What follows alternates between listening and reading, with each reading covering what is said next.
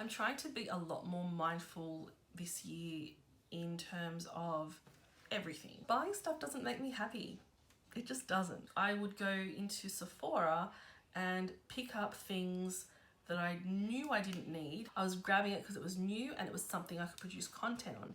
And what happens is that you build up all of this makeup that you don't need. Going forward, no more buying everything for the sake of buying it and reviewing. Can you believe it's been literally 12 months since that last video? In that last video, I went through some of the feelings I had about purchasing and my spending habits and the way that I went through, not life, but the way I went through kind of this part of my life, spending without really thinking about it and purchasing things for the wrong reasons. I was adamant that I wasn't going to deprive myself this year, but I was going to be a lot more mindful about what I purchased and purchase things that I really wanted and not just stuff that was for the sake of keeping up with the Joneses and not for the sake of trying to progress things here on YouTube or Instagram. That candle is really distracting me.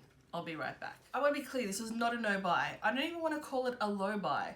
I want to call it my mindful buy. So the way things worked for me this year was that if there was something that was released that I thought I was really interested in, I would try and think about what I had in my collection already and see if I actually really needed it. If I needed to replace something I'd used up, that was fine. If I needed to, or if I wanted to sort of try something new, that was fine. But it was that idea that I would pause, think about it, and then purchase. So there were loads of things this year I didn't purchase. This year really was, in terms of releases, there was just so much. Like, it was the year of the eyeshadow palette. And even though I was on my mindfulness purchasing, I still bought 3 eyeshadow palettes. So I've got my calculations, my list here.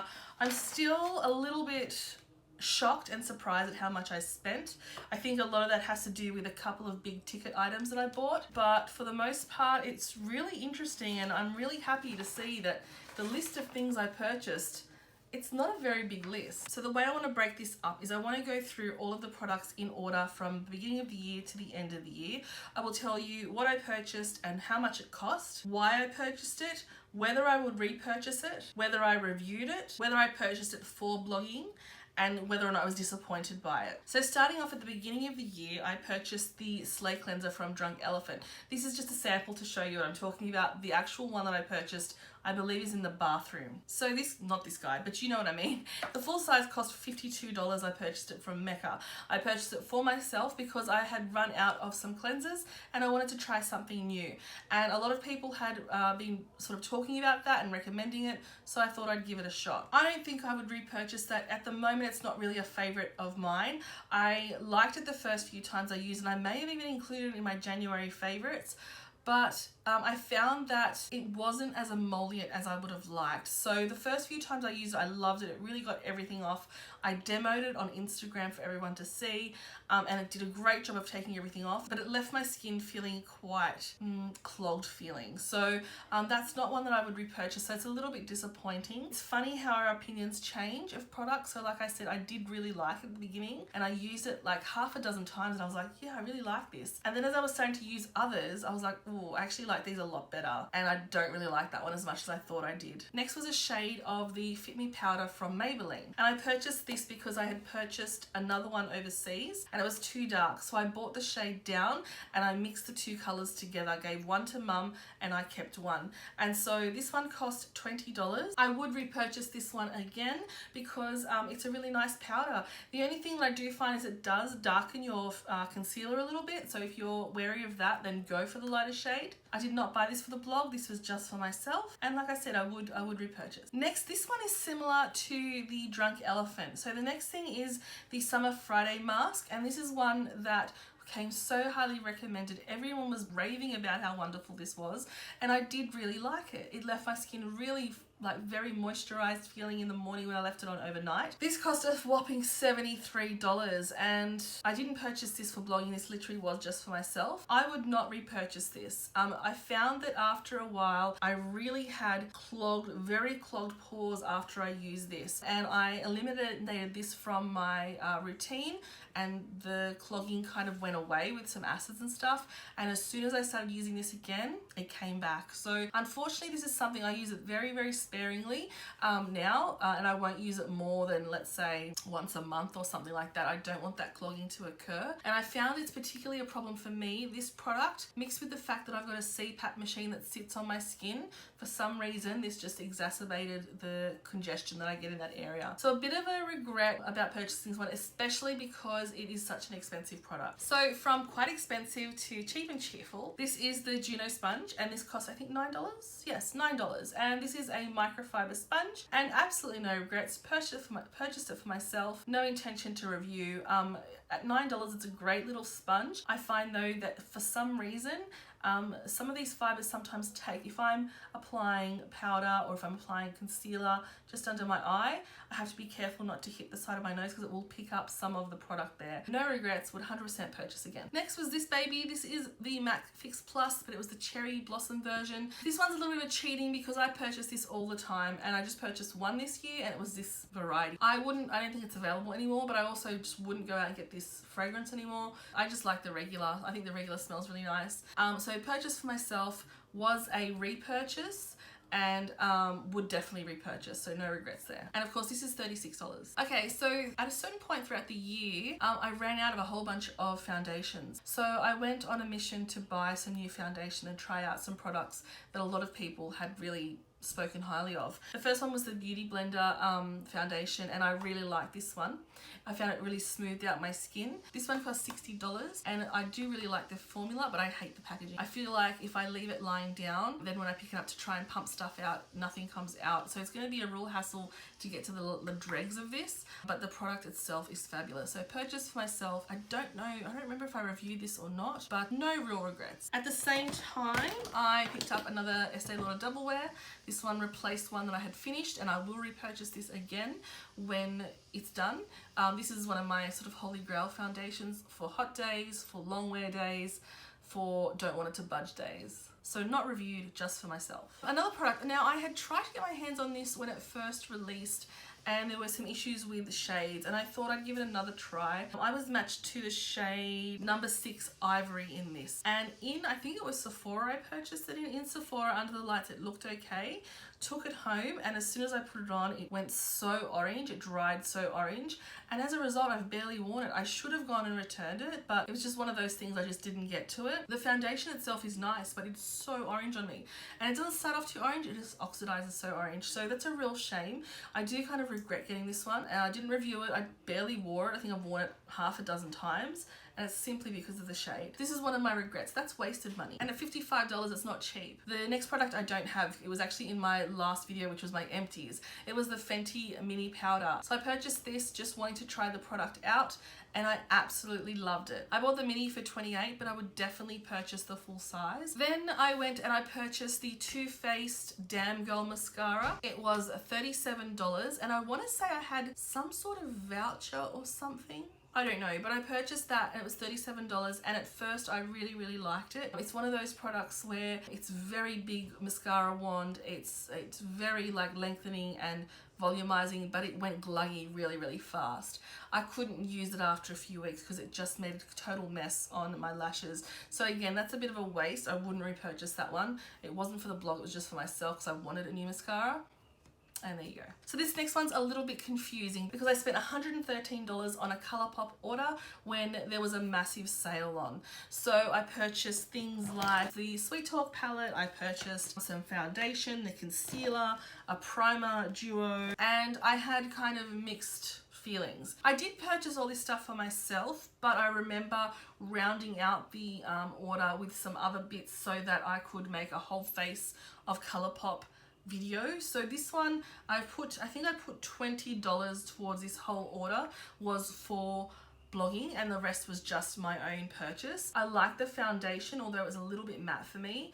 This concealer was pretty good, but not my favorite. Love the palette. Mattifying primer, not for me. And I didn't like the powder. I just didn't, for some reason, it just wasn't for me. So I'm saying that this was a success overall, but there were bits in there that I think I could have done without. So this one was probably one of my less wise purchases, just because I bought a lot all at once because it was a sale, and I thought I really want to try these products out, and while I'm at it, why not make a video?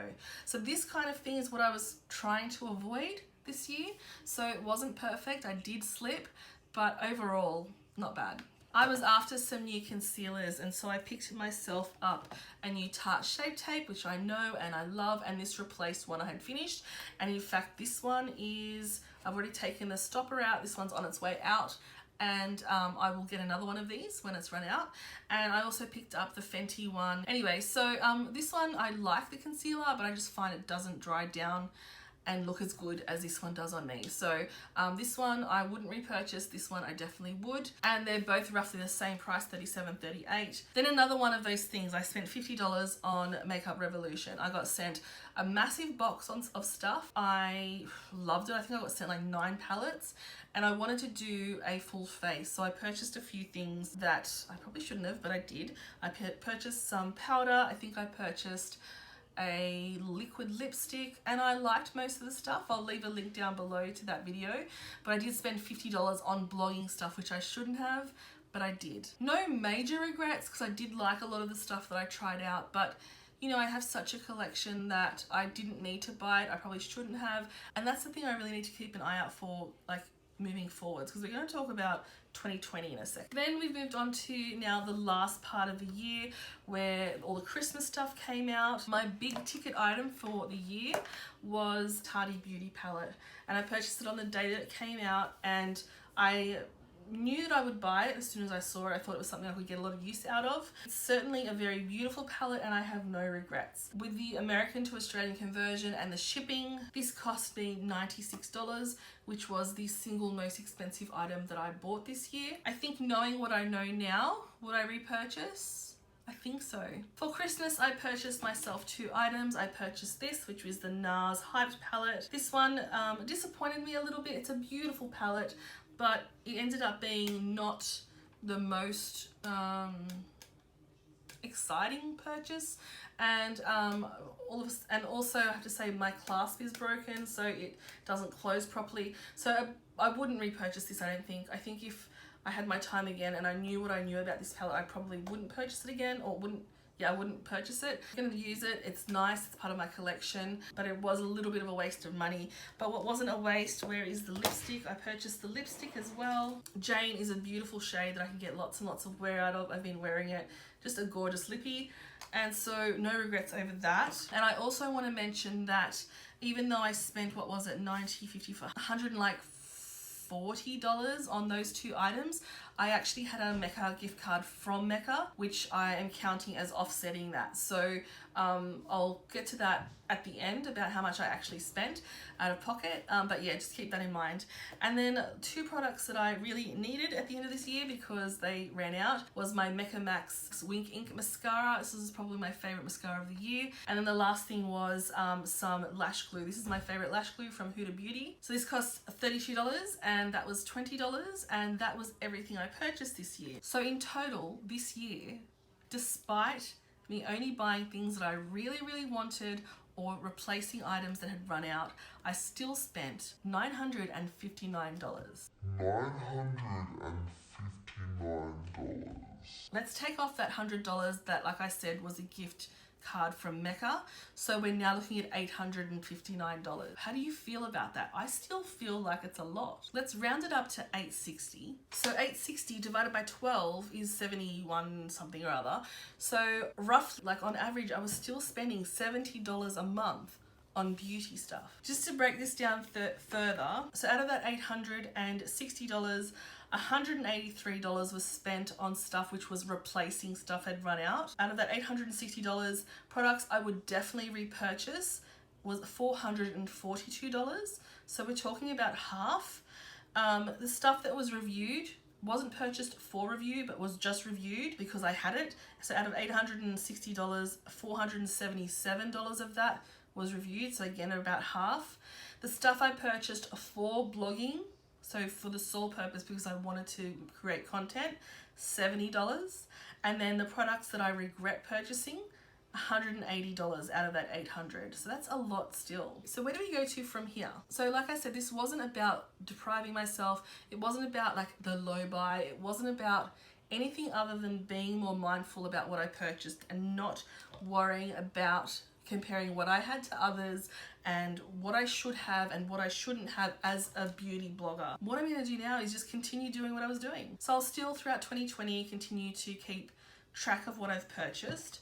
I am still shocked at what I did purchase this year. What's scary is how much did I spend in those other years when I wasn't keeping track. So for me, it's less about how much I spent and how much I wasted in terms of products that I didn't need to purchase. Looking over my list now, knowing what I know now, I still think I made some good purchases, and there are definitely things that I will use and I will finish. The Fenty powder, I found a new love. New foundations. I found a mascara that I loved. I added to my little collectors bits and pieces that I know that I love. So all in all, not a bad year. I'm still, like I said, I still would love to get this down even a little bit further next year. But all in all, for someone as obsessed as me, I don't think I did too badly. So I want to know from you, how much have you bought? Actually, no, I don't need to know. But I want to know what's your kind of feelings on overconsumption and buying too much and keeping up with, you know, what other people are buying. Are you keeping track of what you're purchasing, or do you just spend it because you like to spend it? I have no problem with that. For me though, I want to stay on this like road to not being wasteful. Thanks for watching, and I'll see you next time. Bye.